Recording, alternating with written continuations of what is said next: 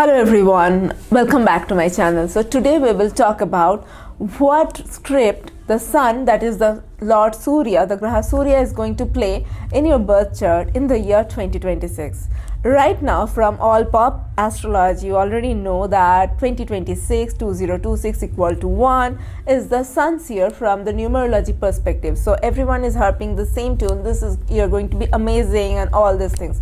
But let's understand from your sun's point of view, where your sun is sitting, because that is the main clue.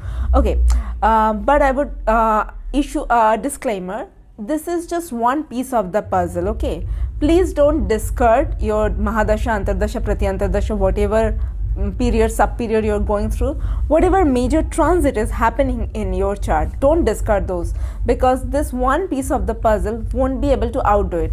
But per se that you are going to Sun, Dasha, Mahadasha, or any kind of period of sun, then it will become much more pronounced. And to check, cross-verify, just thinking like a data scientist, applying that analytics, train and test data. Just look back, whatever I'm saying, did this happen in any of the magnitude? Of course, the Dasha you are going through then might be different. In 2017, was that anything happened like this thing? Because the most recent one is 2017, that was sun year. Okay, but again the composition of the number in 2017 is very different to 2026 because that was a Ketu dominant 7, now it is Venus dominant. So there will be a different flavor, but just try to find out. Okay, so let's begin. So today is 31st December 2025. Okay, I'm recording it. It's around, I think, 9. I'm recording from Calcutta. It's 9:58, almost 10 p.m. now. So right now the sun is in Purva Ashada nakshatra. Okay, I think by 10th or 11th it will go into the Uttarashada nakshatra, its own nakshatra. Purva Ashada means it's invincible. It's Purva Ashada and Uttarashada are like a paired nakshatra. Okay, so this is the deity of Purva Ashada, although it is ruled by Venus. Deity is Appa. Appa is said in the Vedas, in some of the texts, that is the wife of Varuna. Appa is the goddess of water, because Varuna is the god of cosmic ocean. There's a lot of music, I know it's 31st, but I really wanted to record this thing, so here it is. So Purva Ashada is the star of strength through purity. That is, you need to understand this thing, because this will play out the theme, because sun is in right now in Purva Ashada. It is like invincible, like water. It can cut through, because Appa is the goddess of water. It can cut through stone, but it is very subtle. It is very soft and cool, but it is very dangerous. That's why it is invincible. Okay, so it's a sun here, but there is an under theme of moon is also here, because there is this Appa is the goddess of water. And right now if we see that in 31st, the moon, 31st to 1st, moon is right now in Kritika, sun's nakshatra, and then it will move to its own nakshatra, Rohini. So there is this, I think this year is of course sun dominant, but there is an undercurrent of moon, as you can see that the cosmic stars that are saying the alignment right now. So I would say look for your sun's placement from D1 for overall, for marriage related understanding D9, and for career D10, because I have seen that it really actually branches out and gives you a much more magnifying view. But again, don't discard your Dasha and transit. Okay, so suppose sun is in your first house. So in this 2026, you can expect there will be a major boost in your self-confidence, in your self-esteem, a total boost, like you becoming the sun. Right now the song that is coming to my mind is Another Day of the Sun from La La Land. It will be like that, the whole aura of your changes. So suppose maybe last year or sometime you were not feeling that confident, you were not in yourself, maybe something or the other happened. Right now you will regain your strength, you will regain your mental vitality, your every aura. So I think it's going to be a very positive year for you. Now moving to Sun in the second house. So suppose I think it will be really beneficial if you are into any gold, gems and jewelry, because there can be wealth from there. Even wealth from your family, business you can expect, or there will be a major upgradation in your wealth. I'm not saying your regular salaried income, but something related to family, something related to gems, jewelry, gold, some kind of wealth is major enhancement should be there or could be there. Let's expect that, because as I told you, this is just one piece of the puzzle. If you're running a very malefic dasha or 8th lord dasha or something, this might not give you the fruits that you are asking for. Okay, so take it as it suits. Now coming to if your sun is in third house, how this will be helping you, because third house is the house of short travels, hobbies, all these things. So maybe suppose you have some hobbies and you were confused whether you didn't have the courage to go straight onto it and do that. So this year you might be able to tackle that hobby with the courage that the sun will be giving, and because you had that inner confidence, but you are not very sure that whether I'm really a singer. Maybe this is the year that you can start. This is the seed for you to hustle into that hobby with your self-confidence. Now coming to the fourth house. If your sun is in the fourth house, then for 2026, if you're planning for any major education, because fourth house is also the prime house of education. Not many know this, but it is the prime house of education. So if you want to go for some education, maybe even higher education, any kind of learning something, it's going to be really good. And the best thing I would say, if you have been like, people get financially independent, but sometimes we are not able to get mentally, emotionally independent. This is the year that you will be getting out of that darkness and becoming very self-independent emotionally, not looking forward, because sun is what? Sun is in your fourth house, in your emotions. You won't look forward to anyone to say, okay, fulfill me emotionally. You are that certain person, non-dependent from emotional perspective. I think this is the best thing that can happen. So yeah. Now coming to the fifth house. Fifth house, there will be rise in creativity, because sun itself rules the fifth house, that is the Leo in the Kalpurush Kundli. So there will be this rise in your creativity, creative talent. And if it comes to childbirth, sun is a very hot planet. So for childbirth, I won't say it's a very favorable time if you have sun in fifth house, but anything that is creative projects, problem solving, innovation, developmental work, it's really good. But suppose you are an Aquarius ascendant and Jupiter is transiting till June in Gemini, then you can, it is a good time to conceive and give birth, I think. So if sun is in the sixth house is the house of competition, and suppose you wanted to clear some competition, be it government or corporate competition, or getting your first job or getting into any job, this year is going to be incredible. And best, I don't know which planet you have or anything, best when sun itself is returning to your own sixth house as per your Rashi, as per your ascendant, or Mars. So these planets will trigger for you to win competition that way. Okay, and coming to sun in the seventh house, if you had, then what is 2026 bringing for you? So if sun is in seventh house, so you might become a little dominant over your partner, or your partner might become a bit domineering. So, or something or the other might happen, because this is the sun, this is the heated house, and sun actually gets debilitated in the Kalpurush Kundli's Libra. Sun doesn't know, like Saturn, how to bow down and everything, right? So it might be a little challenge, but there might be ego clashes basically. So please try to maintain that harmony, that balance. That would be the suggestion.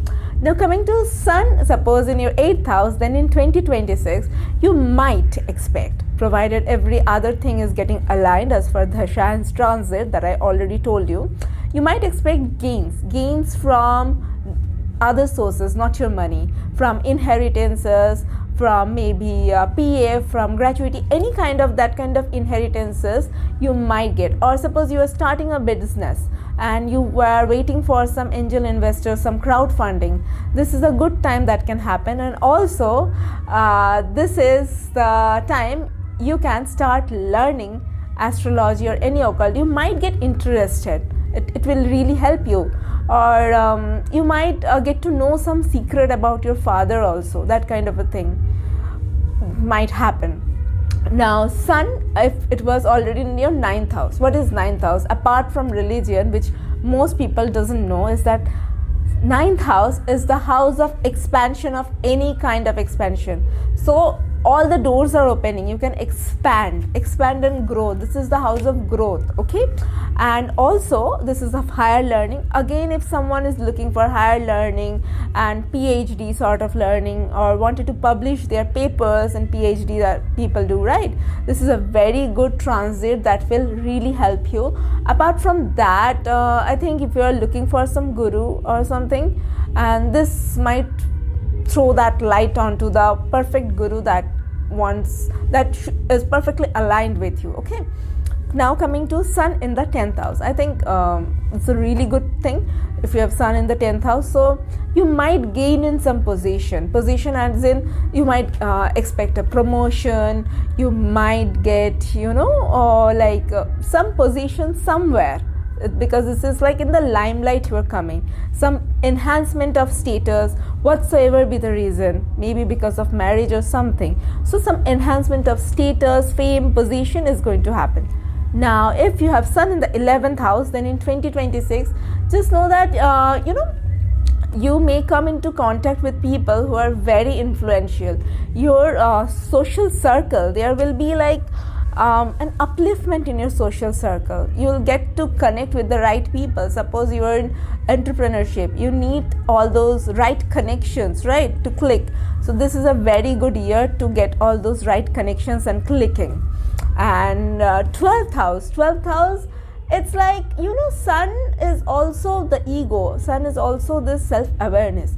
So I think this is the year, if everything is perfectly aligned for you, it will be really beneficial for you to go into self-awareness mode, to go into this isolation and looking into spirituality, and traveling abroad will be really beneficial for you, provided everything is working out in your favor. Now additionally, I would like to talk about Sun Atmakaraka and Sun Darakaraka. So if you have Sun Atmakaraka, that would be, just go back and listen to Sun in the 1st house, because it will be like your Atmakaraka. There will be overall enhancement of you that will happen, the overall positive self-confidence aura. And suppose Sun is your Darakaraka, if you are not yet married, you can expect marriage, or there can be some ego tussle there. It might be, because Darakaraka is a representative of your spouse. So this could be the possible scenarios you can expect, provided all the other things, ceteris paribus, I would say. In economics we used to say ceteris paribus. So that's the thing.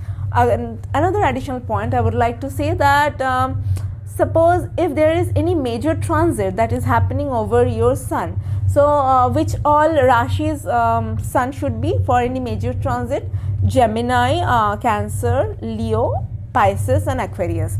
So because Ketu is right now transiting over Leo, if you have already Sun in Leo, then it would be really beneficial for you to go into that self-awareness mode. That's going to work absolutely nicely. Okay, and if you have Sun in Gemini or Cancer, then first half it will be in Jupiter will be in Gemini, then second half in Cancer, and last 2 months it will be in Leo. Okay, so you can expect, Jupiter is what? Jupiter is like a booster dosage. So anything, so anything is there. So there will be a better healthy booster dosage of your ego. So there's expansion of better healthy way, expansion of your ego, the self boundaries and the self. Sun is in Aquarius and Rahu is going over the Sun. There might be a lot of confusion, the self-awareness getting cloudy, judgments kind of thing will be there mostly. Sun is going over, Saturn is going over Sun like suppose your sun is in Pisces, then expect there will be a significant change in position, mostly positive, although they are not very friendly to each other. In mythology they are the father and the son, but please expect something really good happening, because Sun is a good position, and in your workplace mainly Saturn is your Karmakarak, so in your whatever work you are doing, they are expect an upliftment of position. For this year I would like to give you some behavioral alignment which I will also try my best to follow. So for all my family, for all of you also, I would suggest that, I mean, like, it's not like you have to follow it to a T. So first of all, be the sun. When I say become the sun, what is sun? Sun has a perfect schedule. Sun is the most disciplined one. Saturn can be the hard-working one, but Sun is the disciplined one. So get up early in the morning, same time, doze off to bed and get up at the same time. I know it's tough, but you can start, not as a resolution, but for this year to be like the Sun, because then it will be beneficial for you. It's good also. I mean, like, I don't see anything bad, but yes, we have very tough schedules and everything, but let's try. And also try to be little early. If you wake up late, try to be little early, as because this is the sun year. You want to see the sun, you want to say hi sun. Okay, I would say that after waking up, try to do at least 2-3 rounds or 6 rounds of Surya Namaskar. This will be really beneficial to channel that inner fire inside you and getting motivated like the sun, you know. It's just wake up and shine kind of thing.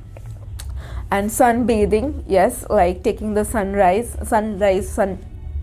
basically, that would be beneficial. Also, I would say reciting. Suppose you are going through a tough time and this is the sun year, and your sun is in 6th house and you want to clear some competition, or 10th house, recite Aditya Hridayam. Trust me, this has worked very nicely for me, giving me an inner boost when I was going through a very down time. So I think this will be very good. And Leo people, please recite Aditya Hridayam. I'm telling you. And lastly, I would say that Sun is what? Sun is that self-awareness. Sun is our soul, and we need to be self-aware of our soul. Why all this inquiry? Just to return to the soul. So practice self-awareness, be it in the form of meditation, be it in the form of journaling, be it in the form of any form. I mean, like, you can journal, you can meditate, or you can just sit and relax and think why I did so, why I didn't do so. Anyway, whatsoever you want, I think that would be really beneficial for this sun year. I think this is all for today, and I want to touch base on all the sun's nakshatra and if you have any planet in this nakshatra. So yeah, so for that I will do another video maybe this week. Okay, take care, bye, and yes, wish you a very, very, very happy new year. Take care.